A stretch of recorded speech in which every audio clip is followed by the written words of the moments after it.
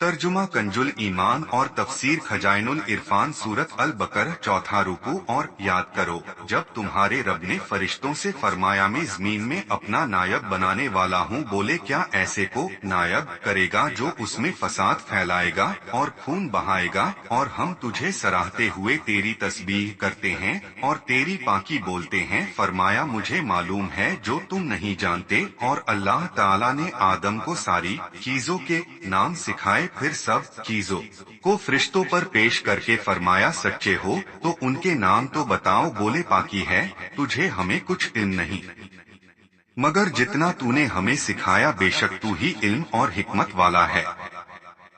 फरमाया ए आदम बता दे उन्हें सब चीजों के नाम। जब उसने यानी आदम ने उन्हें सब के नाम बता दिए, फरमाया मैं न कहता था कि मैं जानता हूँ आसमानों और जमीन की सब छुपी चीजें, और मैं जानता हूँ जो कुछ तुम जाहिर करते और जो कुछ तुम छुपाते हो। और याद करो जब हमने फरिश्तों को हुक्म दिया कि आदम को सजदा करो तो सबने सजदा किया सिवाय इब्लीस शैतान के की इनकारी हुआ और घमंड किया और काफिर हो गया। और हमने फरमाया ए आदम तू और तेरी बीवी इस जन्नत में रहो और खाओ इसमें से बे रोक टोक जहाँ तुम्हारा जी चाहे, मगर उस पेड़ के पास न जाना कि हद से बढ़ने वालों में हो जाओगे। तो शैतान ने उससे यानी जन्नत से उन्हें लग्जिश डगमगाहट दी और जहाँ रहते थे वहाँ से उन्हें अलग कर दिया। और हमने फरमाया नीचे उतरो, आपस में एक तुम्हारा दूसरे का दुश्मन, और तुम्हें एक वक्त तक जमीन में ठहरना और बरतना है। फिर सीखिए आदम ने अपने रब से कुछ कलीमे, तो अल्लाह ने उसकी तौबा कबूल की, बेशक वही है बहुत तौबा कबूल करने वाला मेहरबान। हमने फरमाया तुम सब जन्नत से उतर जाओ, फिर अगर तुम्हारे पास मेरी तरफ से कोई हिदायत आए तो जो मेरी हिदायत का पालन करने वाला हुआ उसे न कोई अंदेशा न कुछ गम, और वो जो कुफ्र और मेरी आयतें झुटलाएंगे वो दोज़ख वाले हैं, उनको हमेशा उसमें रहना। तफसीर सूरे बकरह चौथा रुकू। एक खलीफा निर्देशों और आदेशों के जारी करने और दूसरे अधिकारों में असल का नायब होता है। यहाँ खलीफा से हजरत आदम अल्लाह की सलामती उन पर मुराद हैं, अगरचे और सारे नबी भी अल्लाह ताला के खलीफा हैं।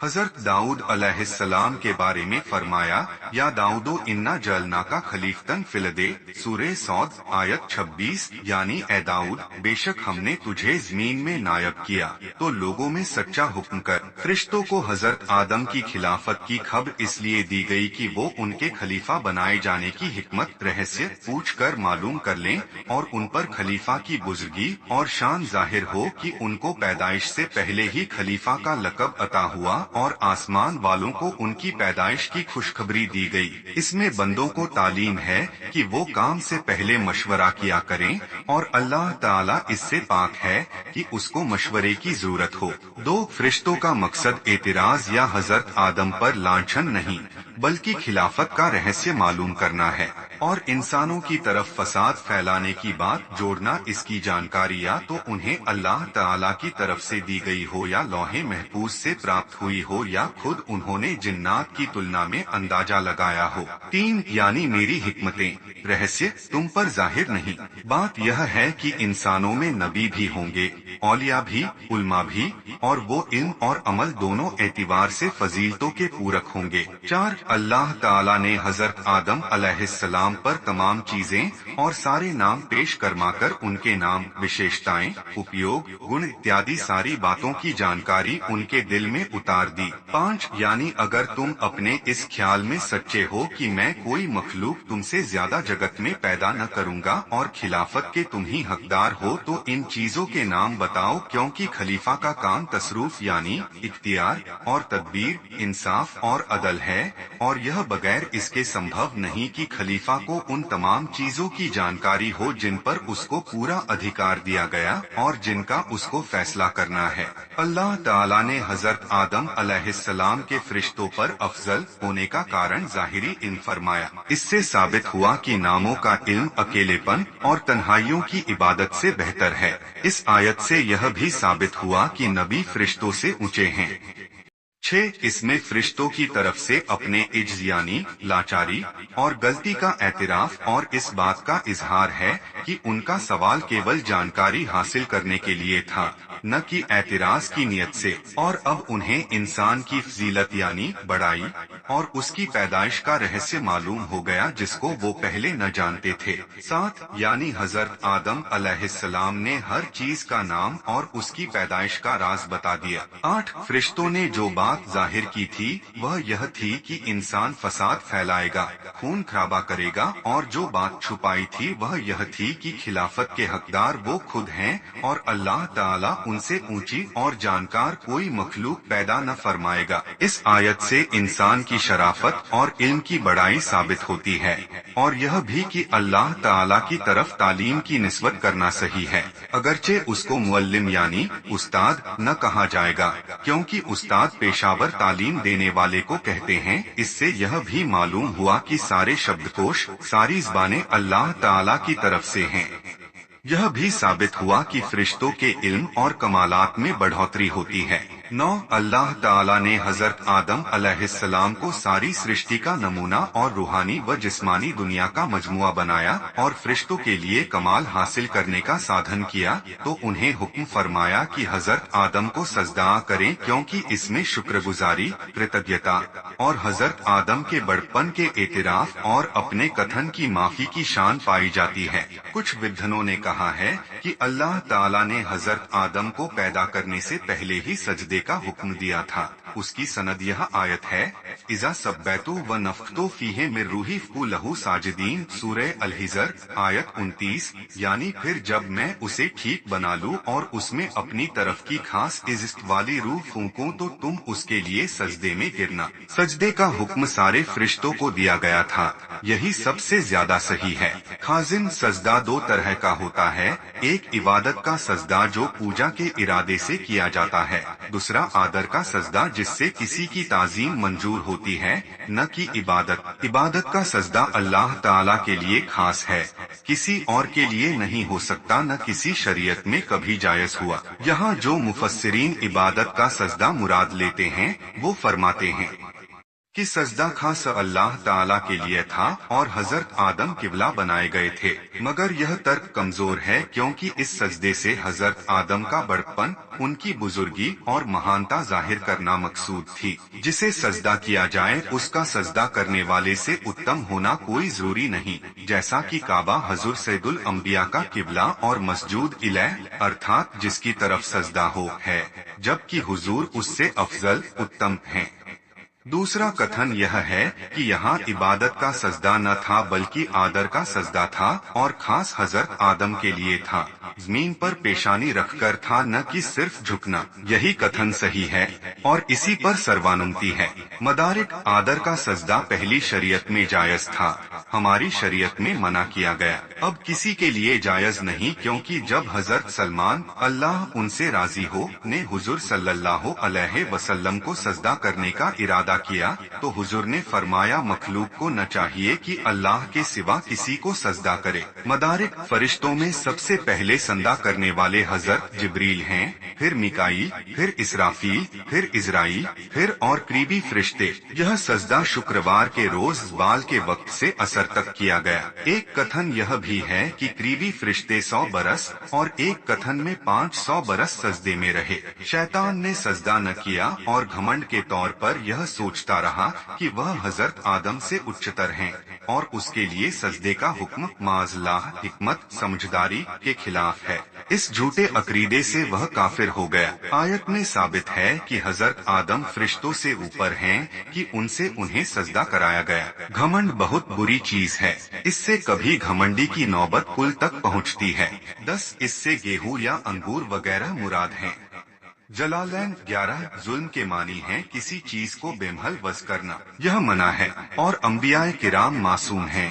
ان سے گناہ سرزد نہیں ہوتا، اور انبیاء کرام کو ظالم کہنا ان کی توہین اور از کفر ہے، جو کہے وہ کافر ہو جائے گا۔ اللہ تعالی مالک و مولا ہے، جو چاہے فرمائے، اس میں ان کی عزت ہے۔ دوسرے کی کیا مجال کی ادب کے خلاف کوئی بات زبان پر لائے اور اللہ تعالی کے کہے کو اپنے لیے بھی مناسب جانے۔ ہمیں ادب، عزت، فرمانبرداری کا حکم فرمایا، ہم پر یہی لازم ہے۔ 12 شیطان نے کسی طرح حضرت آدم اور حوا کے پاس پہنچ کر کہا، کیا میں تمہیں جنت کا درخت بتا دوں؟ حضرت آدم نے انکار کیا۔ اس نے قسم کھائی کہ میں تمہارا بھلا چاہنے والا ہوں۔ انہیں خیال ہوا کہ اللہ پاک کی جھوٹی سم کون کھا سکتا ہے۔ اس خیال سے حضرت حوا نے اس میں سے کچھ کھایا، پھر حضرت آدم کو دیا، انہوں نے بھی کھایا۔ حضرت آدم کو خیال ہوا کہ لا تقربا، اس پیڑ کے پاس نہ جانا کی مناہی تنزیہی ہلکی غلطی ہے، تحریمی نہیں، کیونکہ اگر وہ حرام کے ارتھ میں سمجھتے تو ہرگز ایسا نہ کرتے کہ انبیاء معصوم ہوتے ہیں۔ یہاں حضرت آدم سے اجتہاد، فیصلہ میں غلطی ہوئی، اور اجتہاد کی غلطی گناہ نہیں ہوتی۔ 13 حضرت آدم اور حوا اور ان کی اولاد کو جو ان کے پشت میں تھی جنت سے زمین پر جانے کا حکم ہوا۔ حضرت آدم ہند کی دھرتی پر سرندی، موجودہ شری لنکا کے پہاڑوں پر، اور حضرت حوا زدہ میں اتارے گئے۔ برازن، حضرت آدم کی برکت سے زمین کے پیڑوں میں پاکیزہ خوشبو پیدا ہوئی۔ روح البیان 14، اس سے عمر کا انت یعنی نیک مراد ہے، اور حضرت آدم کے لیے بشارت ہے کہ وہ دنیا میں صرف اتنی مدت کے لیے ہیں، اس کے بعد انہیں جنت کی طرف لوٹنا ہے، اور آپ کی اولاد کے لیے آخرت پر دلالت ہے کہ دنیا کی زندگی نشچت سمے تک ہے، عمر پوری ہونے کے بعد انہیں آخرت کی طرف پلٹنا ہے۔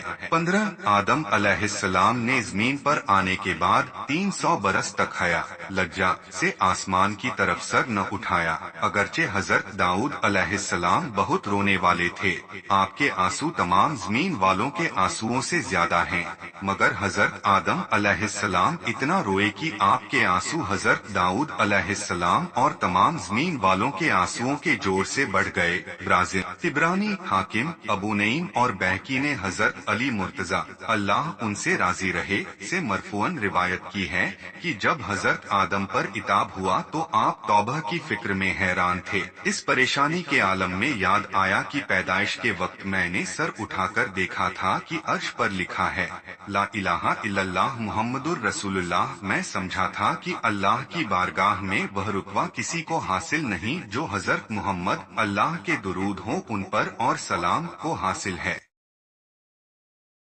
کہ اللہ تعالیٰ نے ان کا نام اپنے پاک نام کے ساتھ عرش پر لکھوایا۔ اس لیے آپ نے اپنی دعا میں ربنا ظلمنا انفسنا و ان تغفر لنا و ترحمنا لنکونن من الخاسرین، یعنی اے رب ہمارے، ہم نے اپنا آپ برا کیا، تو اگر تو ہمیں نہ بخشے اور ہم پر رحم نہ کرے تو ہم ضرور نقصان والوں میں ہوئے۔ سورہ اعراف آیت 23 کے ساتھ یہ عرض کیا، اسألک بحق محمدن ان تغفر لی، یعنی اے اللہ میں محمد کے نام پر تجھ سے معافی چاہتا ہوں۔ ابن منذر کی روایت میں یہ کلمے ہیں، اللہم انتری اسألک بجاہ محمدن عبدک و کرامتہ علیک و ان تغفر لی خطیئتی، یعنی یا رب میں تجھ سے تیرے خاص بندے محمد صلی اللہ علیہ وسلم کی عزت اور مرتبے کے طفیل میں اور اس بزرگی کے صدقے میں جو انہیں تیرے دربار میں حاصل ہے، مغفرت چاہتا ہوں۔ یہ دعا کرنی تھی کہ حق تعالیٰ نے ان کی مغفرت فرمائی۔ اس روایت سے ثابت ہے کہ اللہ کے پیاروں کے وسیلے سے دعا ان کے نام پر، ان کے وسیلے سے کہہ کر مانگنا جائز ہے، اور حضرت آدم علیہ السلام کی سنت ہے۔ اللہ تعالیٰ پر کسی کا حق ادھیکار انیواریہ نہیں ہوتا، لیکن وہ اپنے پیاروں کو اپنے فضل اور کرم سے حق دیتا ہے، اسی حق کے وسیلے سے دعا کی جاتی ہے۔ صحیح حدیثوں سے یہ حق ثابت ہے، جیسے آیا من آمنا باللہ و رسولہ و اقام الصلاۃ و صوم رمضان کانا حقا علی اللہ ان یدخل الجنۃ۔